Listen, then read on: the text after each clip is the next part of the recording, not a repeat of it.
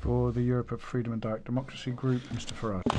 I think under Rule 164 of our revered procedures, I am allowed to respond to the comments you made as President of the Parliament, some of them personally insulting. Maybe you have a bit of a problem with your temper. I will ignore the personal comments you've made about me, but I will say this. We do seem this morning to be struggling just a little bit with our history. To claim, Mr Tajani, that the European Union brought about the downfall of Nazism and Soviet communism isn't only laughable, it is very ungracious and deeply insulting to the United States of America, who made massive sacrifices so that Europe could be free twice in the 20th century, and to a slightly lesser extent, the United Kingdom, as 30,000 British dead in Italy will attest. So, you can claim what you want for the European Union, but please do not rewrite history. Mr Tusk, I want to thank you for confirming that it was Theresa May that asked for the one-year extension to the transition period. I also want to thank you for your recent offer, saying that if Britain wants a Canada Plus style trade deal, you are open to it. Indeed, it's what I've campaigned for 25 years. I've always thought this was a better approach between our country and the EU than the one we currently have. Now, every proposal, of course, seems to founder on this question of the Irish border, but given the slight state of panic that German industry is now getting itself into, and maybe that's not surprising because a WTO deal would lead to not just tariffs on German cars, but a weaker pound and probably a more competitive UK economy. So the time has come to look for answers. And the funny thing is, the answers are staring at us. Mr Juncker, in the Irish Parliament not so long ago, made it very clear there were no circumstances under which the European Union would impose a border.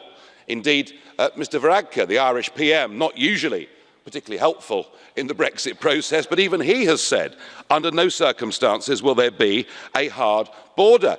This Parliament produced this study, one of your own committees, the AFCO committee, avoiding a hard border on the island of Ireland for customs control and the free movement of persons. The point is, there are solutions everywhere we look. The idea that somehow this border is an impediment, frankly, is a red herring. The problem, I'm afraid, is that there is a rogue element in these negotiations, a group of people who do not wish to see a solution, who've put up an immovable brick wall to stop us from breaking free. And I regret to say, actually, it isn't your chief negotiator, Monsieur Barnier, it is actually the British Civil Service, Ollie Robbins' team. They signed up years ago to the European dream. They've been happy to take their orders from Brussels. They are now out to sabotage Brexit. They are indeed the enemy within. And I think that unless the Conservative Party comes to its senses and gets rid of a leader who clearly is being led by the nose, then we will head to the December summit, we'll head towards a humiliating sellout, and we'll head towards the United Kingdom being trapped in EU rules for many, many years to come. Honourable Farage. Mr Farage, let me just recall that communism under the Soviet Union, the communist dictatorship, ended when many countries from the east of Europe became part of the European Union.